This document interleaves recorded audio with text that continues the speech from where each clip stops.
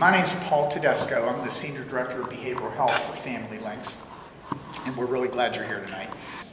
We're going to look at what's healthy about teens and technology now, and there's a lot of things that are real healthy about it. We're going to look about what's not so healthy about it. We're going to take a look at what some of the tools, technology tools that are out there that might be helpful for you. So, we're going to have a little bit of a presentation, and then we're going to allow just as much time for questions and answers at the end, and we'll welcome any questions and answers you have at that point. Let me introduce the people that are on our panel, all of whom are also from Familylinks. And I'll tell you just a brief little sketch about each one of them, again, so you have a sense of who it is that's speaking to you. Our first presenter is going to be Jen Phillip. Jen oversees one of our programs. It's called a prevention program, an educational program at our agency. And I probably should tell you this since I'm introducing what they do. Our agency is a human service agency. We do all kinds of varied work. We have services for people with mental health issues, services for people with drug and alcohol issues. We work with people with intellectual disabilities, what used to be called mentally retarded people. We work with the elderly. We work with caregivers of the elderly. We work with kids who've been removed from their home by child welfare because of abuse and neglect, all those kinds of services. These people all work in one or the other of those kinds of services. So Jen's going to be speaking first. She oversees our prevention educational program. Jen is a native of Grenada. I don't know if you know where Grenada is. It's one of those islands down in the Caribbean, and I've told her this before. I can never fathom in December why somebody who could be in Grenada is in Pittsburgh. But we're glad she is. She's been with us for about 5 years at Familylinks. The second speaker, Theresa Zurku, oversees one of our programs that works specifically with teenagers and their families in their homes. We affectionately call her TZ. TZ has been with us probably since about the time the French gave up Fort Duquesne to the British and it became Fort Pitt. She's been with us for about 26 years, and we hope she'll be with us 26 more. And Sarah Ingram at the end is a clinical coordinator that I work with real closely in my role at Familylinks. Sarah's been with us about 7 years, and her claim to fame is that she went to college with Ben Roethlisberger. He's making a few more dollars. So what we're going to do is we're going to have Jen come up first. She's going to talk a little bit about cyberbullying. We all hear about bullying that kids have to deal with all the time. One specific and growing and really problematic form of that is cyberbullying. She's going to talk about that. Then TZ is going to talk about what happens when kids get so involved with that phone or that computer that they begin to isolate themselves and what parents can do about that. And then Sarah's going to talk at the end a little bit about some of the tools, growing number of tools that are out there that can be really useful for both teens and for their parents. Well, good evening. My name is Jennifer Phillip, and like Paul said, I am a native of Grenada. You all should come down to visit. It's a great, fantastic little island. But I just want to say that I thank you for the opportunity, and it's a pleasure to be able to speak with you all this evening about a topic that's very alive in the life of our youth, and that's cyberbullying. So by a show of hands, how many of you have heard of cyberbullying? Okay. How many of you have ever experienced cyberbullying or know of someone who has? Wow, that's almost all of you. So it is alive. It is very prominent in our time today. This evening, we will explore just a little bit on what cyberbullying is, the potential signs of cyberbullying, and the effects that it has on the youth that we encounter on a daily basis. So what is it? What is cyberbullying? Turn the lights out so they can read it. That is such a great idea. TC, thank you so much for being here,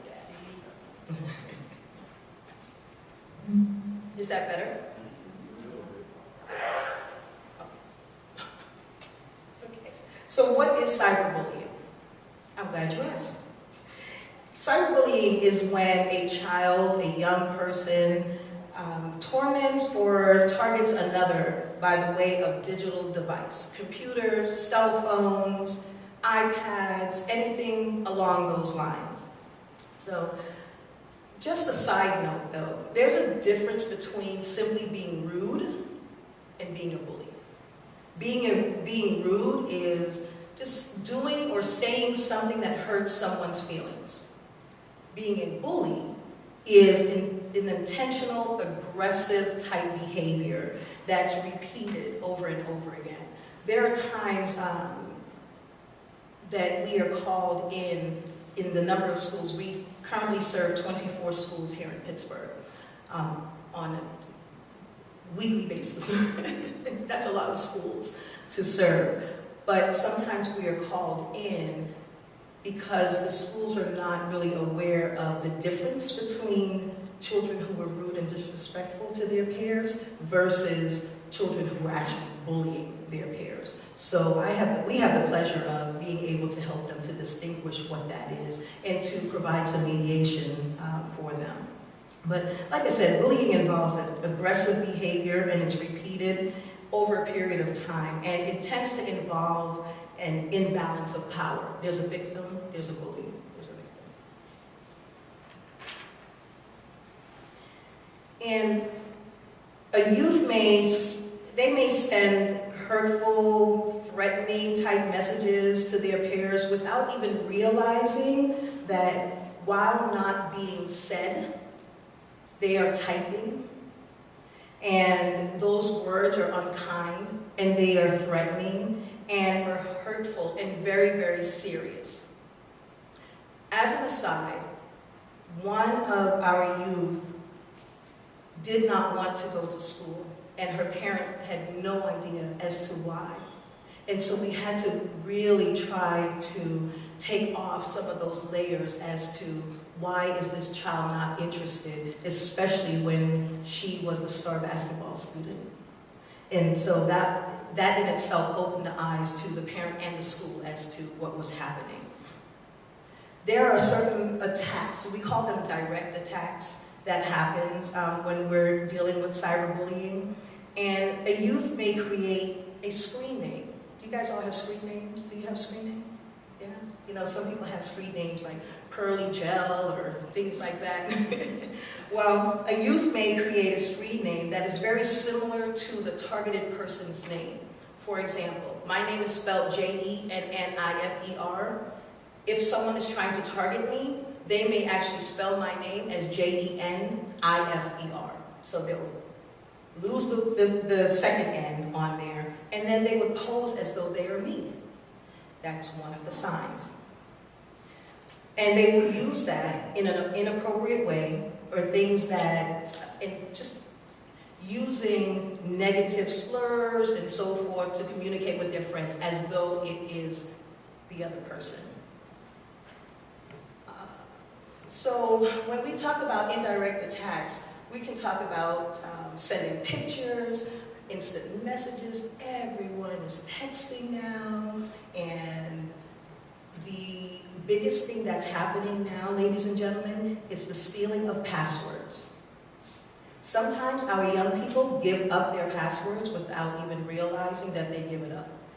They say, oh my goodness, my phone is locked. Can you just unlock it for me while I put my gym shoes on? And then they tell them, my code is X2439. Now that person has the code and can use it in a not so nice way. But that is one of the most popular ways of getting into somebody's phone and being able to cyberbully.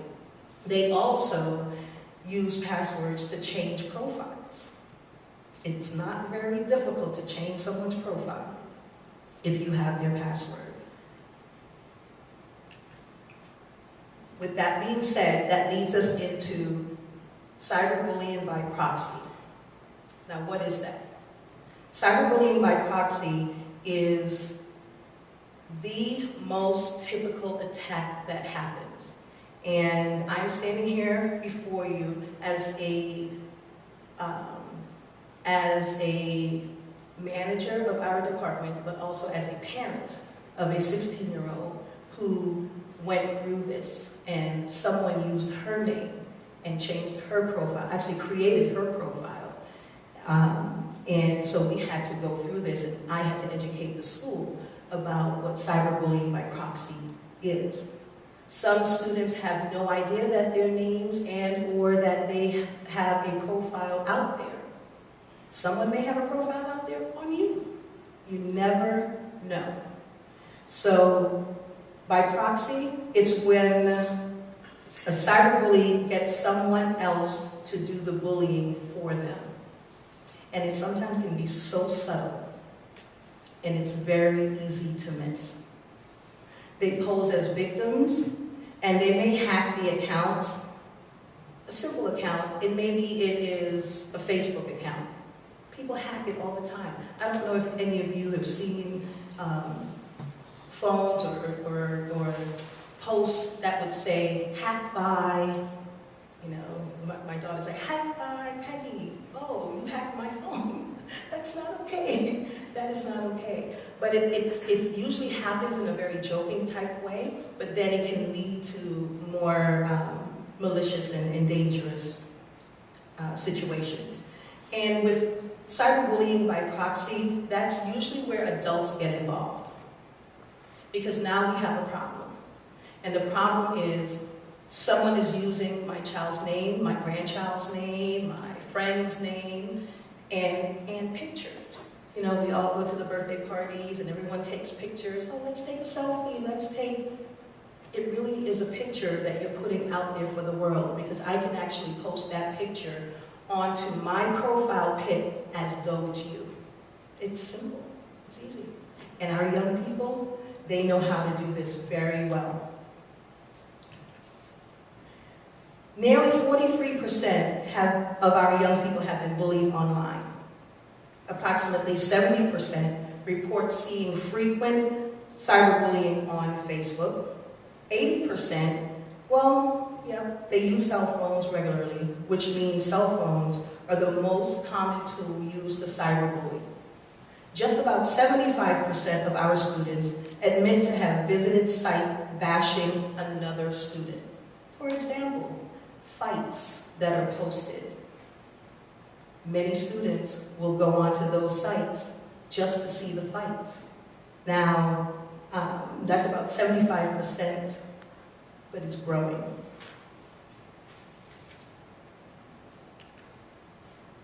There are some potential signs of cyberbullying, and these are signs that, you know, once I was doing the research, these are signs that I found to be true as a parent who went through this. It's the lack of sleep, the difficulty eating, the change in attitude and personality. There's a withdrawalness that happens, the lack of interest in spending time with friends. You'll see a teenager, yesterday they wanted to go to the movies, today they don't want to. They have no interest in spending time. There's something that's happening, ladies and gentlemen, and it's something that we need to ask about. And the mental health effects that it has on our young people. There is some self-doubt that happens. There are headaches that takes place, and I will tell you that that's something that we're dealing with right now, my daughter and I. Migraines, headaches, not wanting to eat, withdrawn from activities. And I said to her, I said, oh no, we need our activities. We're college bound right now. But, you know, it's important for us to, as caregivers, to take a look at what is happening and the changes that are being made and seen. And of course, there are thoughts of suicide. So what next? We need to create a safe place for our children. Extremely important. We need to speak with them. We need to be attentive to the change in attitudes and behaviors. And that's some of the signs that I saw myself, which allowed me to then investigate. And so it's really important for us to do our own research. If you see something, it's okay to research it and to ask the questions. Even though you may not want to, it will and can save a life. So, thank you.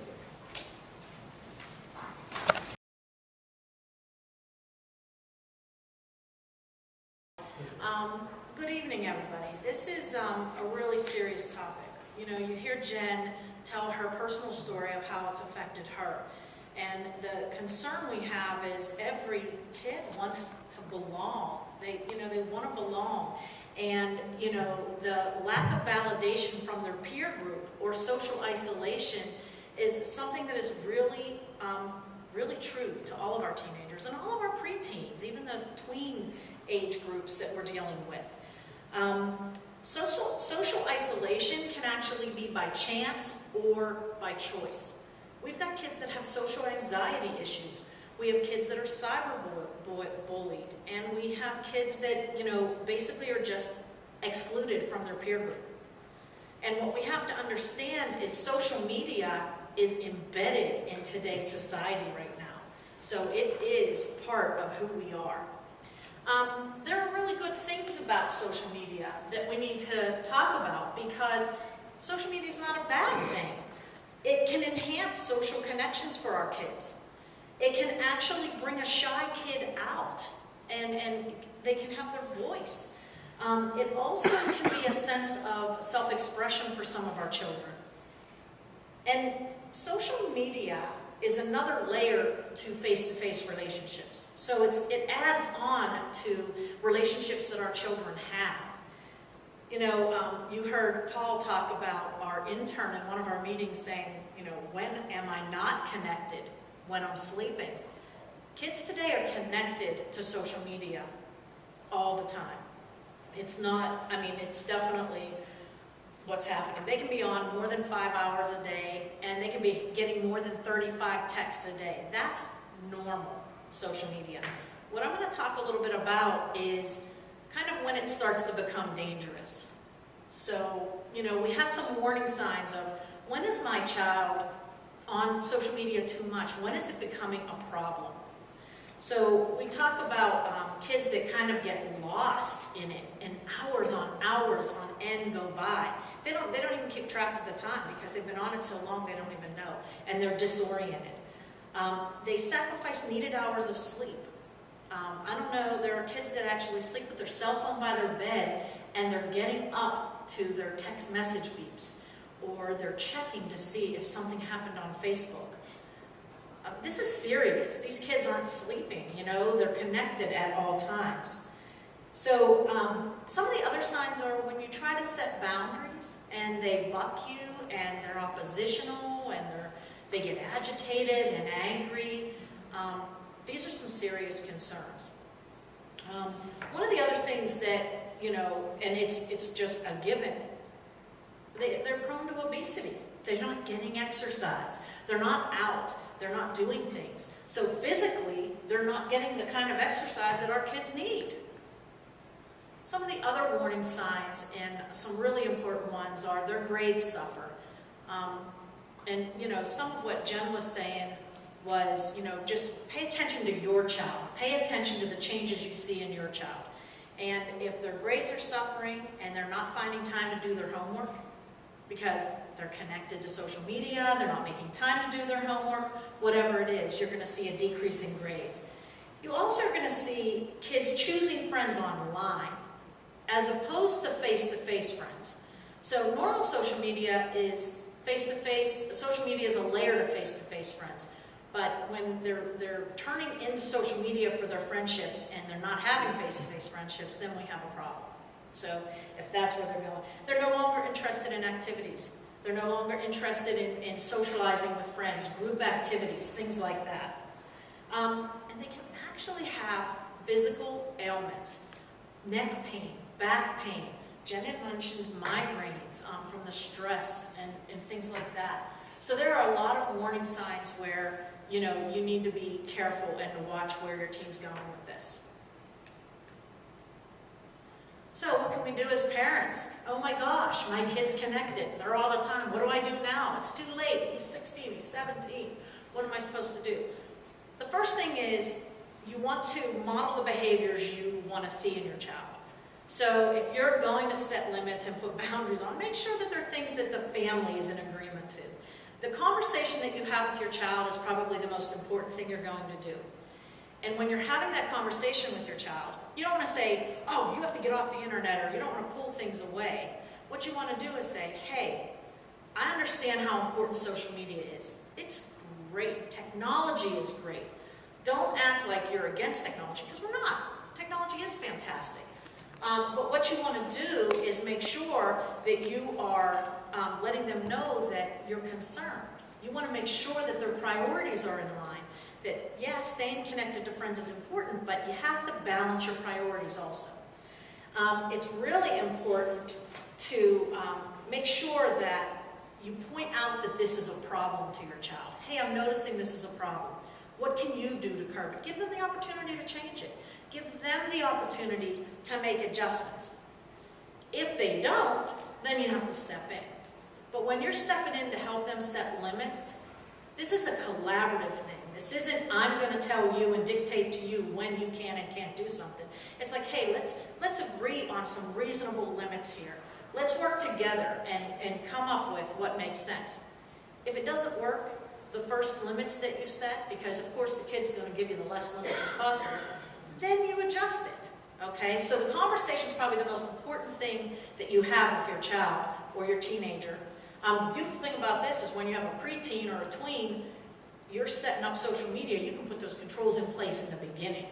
But when you have your teen that's already had this, it's a little bit more difficult. So, So you want to set limits, and the way to set limits as a family is, some of the ideas that you can do is you can have like a charge zone.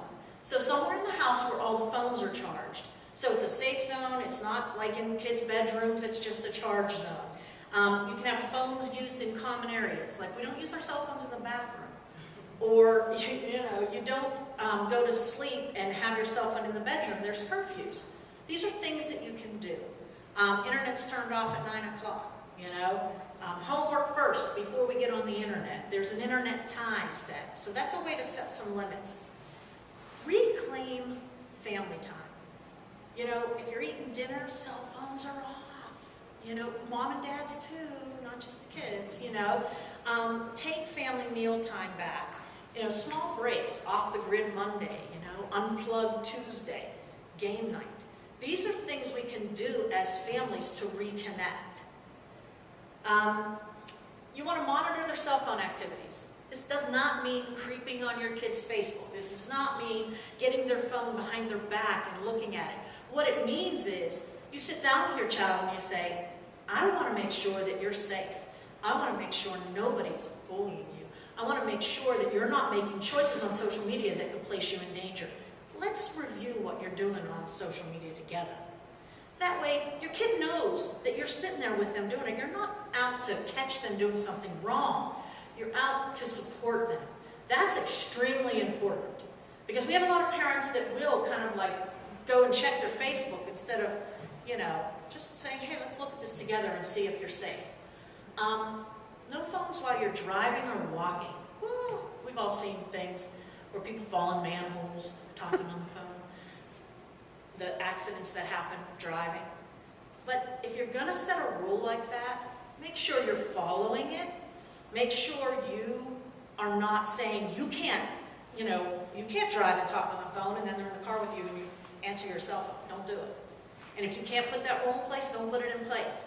So you want to make sure that if this is a rule and you value it and you're worried about their safety and you're worried about safety, then you're following it too.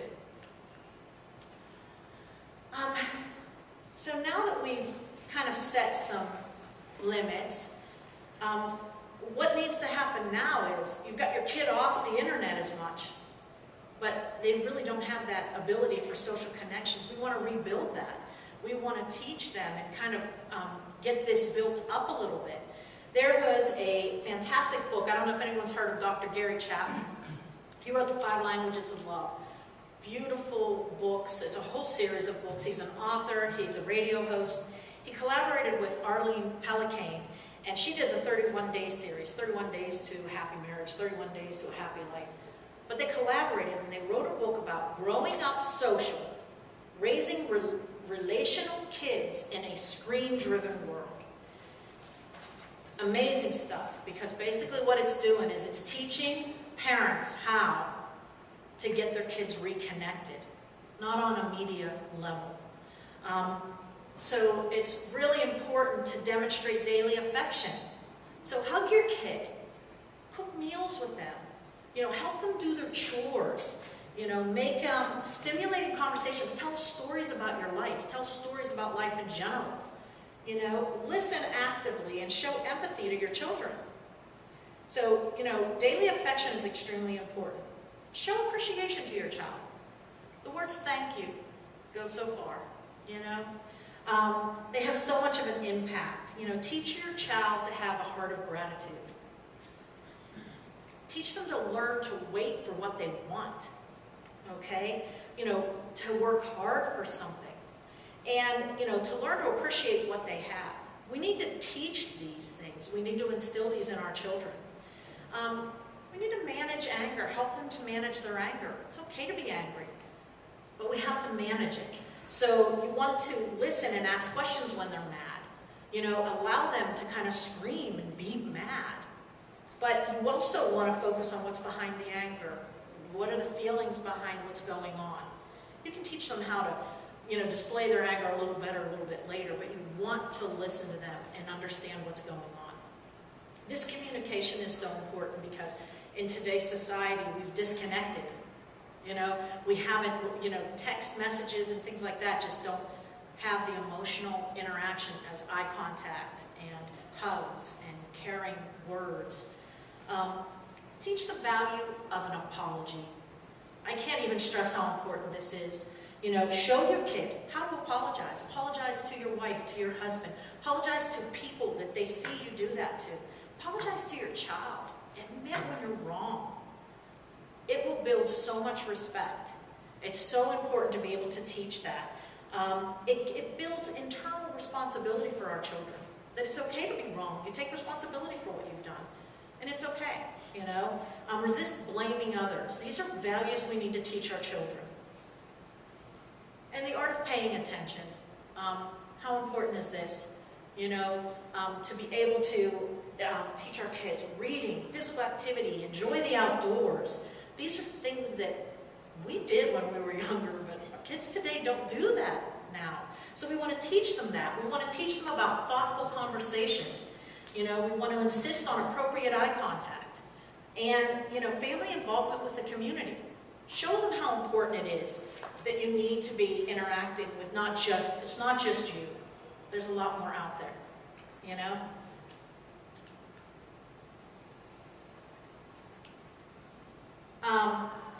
Sorry about that. So basically, social media is really conditioning our kids, and it's conditioning them with unrealistic expectations. It's basically teaching our children that all of their interactions have to be stimulating, interesting, and immediate gratification. Think about the video games and things that they play.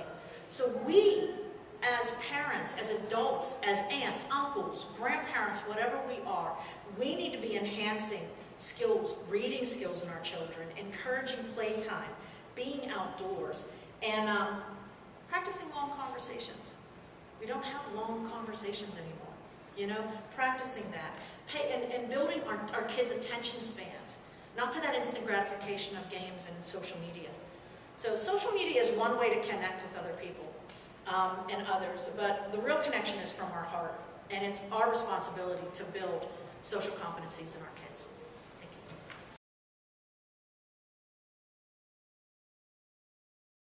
Sarah's going to share a little bit about linking technology and mental health. There's a growing body of apps that are out there now, and there's more being produced literally almost on a daily basis now of tools that can be really helpful.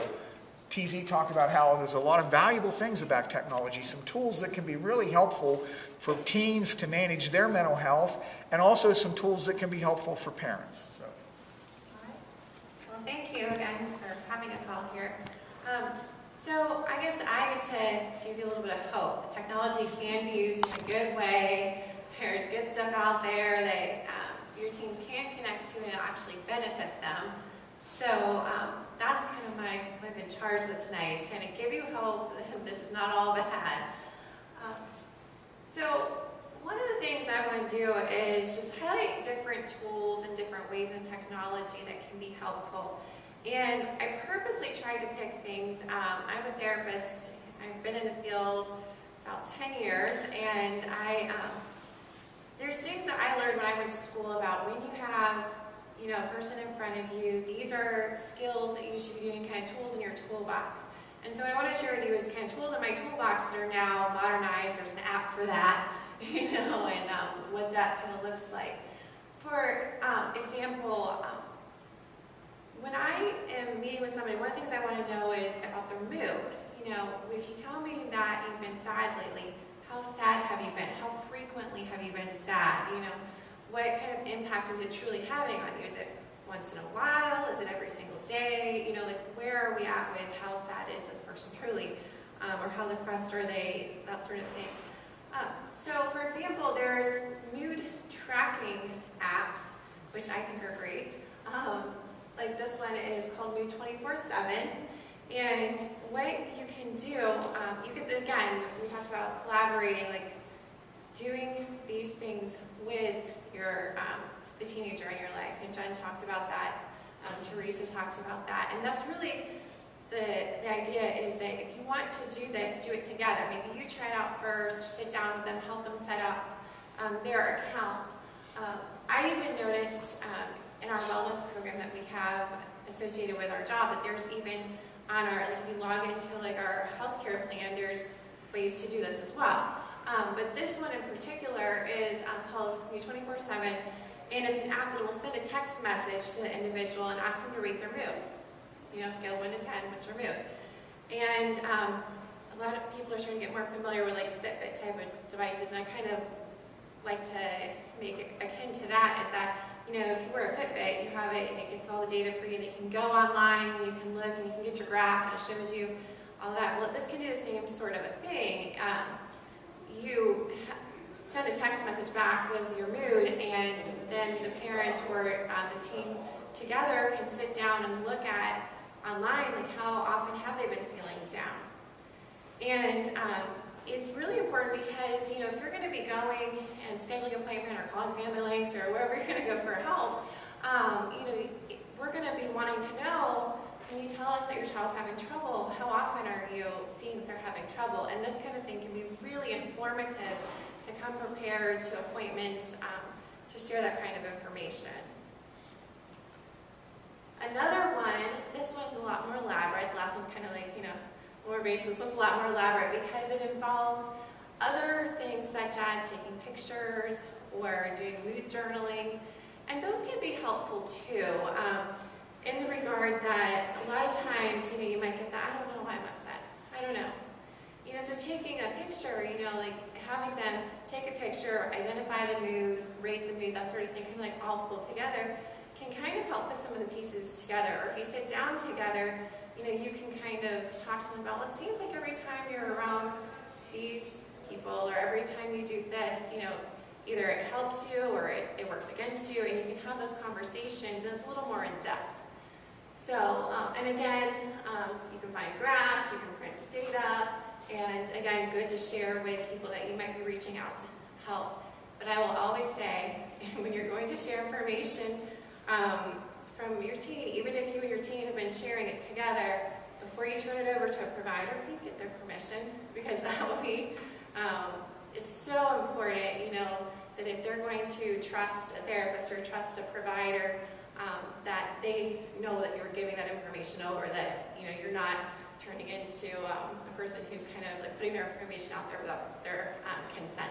So we do want to share the information, but always make sure you're having those open conversations. Again, not being the person who's doing it behind their back, but having open conversations with the teen about it.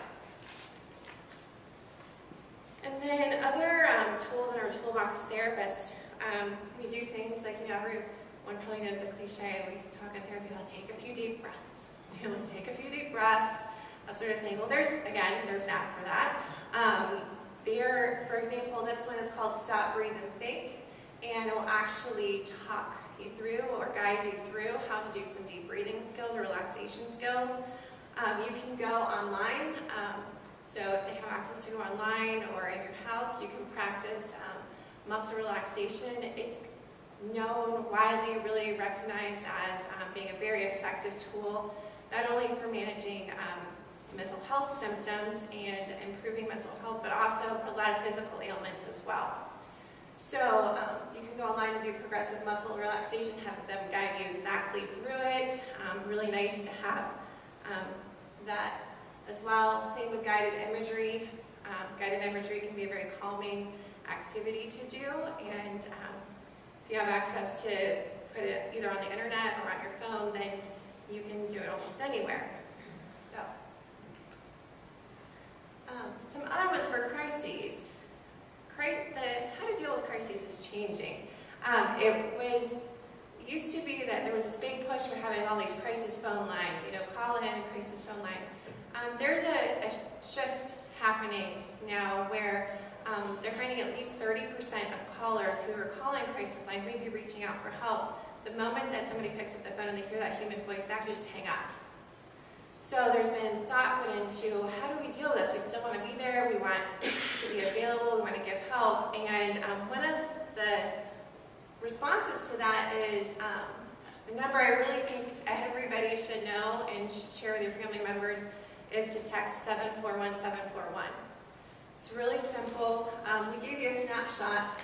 I don't know if you can quite read that, but it says, so if you text it, then they will respond, we'll connect you with a crisis counselor, what's on your mind. And in this case, we said, we're fine, we're okay. We weren't really in crisis, but we just wanted to see. And, you can text back and forth with a crisis counselor. So they will, at first you get that quick automated response. So there's like the instant gratification of somebody is going to be connected to me. But then you will get connected really quickly to somebody who will provide them support. So that's good. Again, it don't have to be a teenager for that. You can be any age. But it's just really good to know that where technology is going. And it's really, it's a simple number to remember. So just kind of like how we all know that if you need emergency, you got to call for an ambulance or the police or something, like we all call 911. I think it's important that we start to add to our vocabulary 741-741, and that's a text to get help. Also, there's still chat rooms available for help. This is an example one called I'm Alive, and it's a crisis chat line. So on the internet you can go on, and again, here's an example we have where the person's, reaching out for help, and we had an example of like, oh, I'm really depressed, and they can start that chat and get that help. And it's 24/7, any time of the day or night. So while there's still crisis phone options out there, I want just to make you aware that you can add these tools to your toolbox as well, that there's other ways to get in help in a crisis. And what can parents do? Again, each person has kind of talked about the importance of knowing what's going on, and we heard some about the symptoms. I found this tool, I thought it was really good in that Growing Wireless, you can go on there, and we just took a snapshot of Apple wagering that. A lot of people are familiar with Apple, and that might be a good example to put up here. But there's so many, there's like a whole list of, A to Z, all the different providers of cell phones, all the different carriers.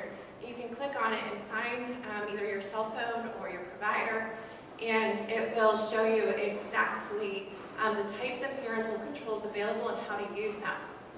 So for those of us, who might not know everything about everything, because I know I don't even know everything about everything. I know how to work my phone, but if you put a different type of phone in my hand, I might not know how to work that phone. This is a good, go on there, kind of get the, smartphone for dummies sort of a thing, like all the play-by-play of like how to do all those things, and can teach you how to set those parental controls, and you can feel good about that. And then finally, I told you I wanted to give you good news. It's not all bad. Oh, I guess I skipped it. Sorry, one more resource for parents. This is a local one called IQ Smart Parent, and there's actually episodes on there regularly about experts in the field talking about technology and what you can do. So I know there's going to be some informational material floating around and some things posted on our site that you can visit later. And this will be one of the places that you can find a link to go look at that and get even more. We're giving the quick and cram as much information into a little bit amount of time as possible. But there's regular things that you can go on there for. And SOVA is actually a project for young people where young people can go on and learn more about what's going on in the mental health field. And there's blog posts on there from young people about mental health, and so that's a good, healthy way for them to learn as well.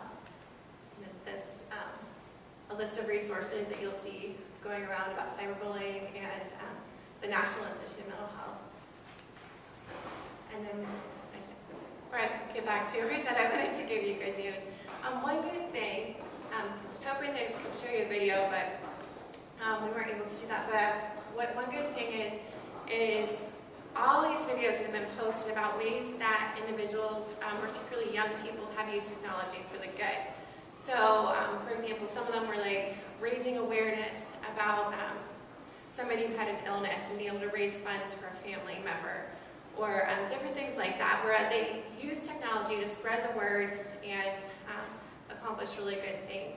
And so if you need to pick me up that like not everything happening out there is cyberbullying, or you want to just kind of learn more about like how technology can be used effectively in a good way, you can go on One Good Thing. And most of the videos are like 30 seconds long, so they're short and sweet, but they're really encouraging that not everything is bad.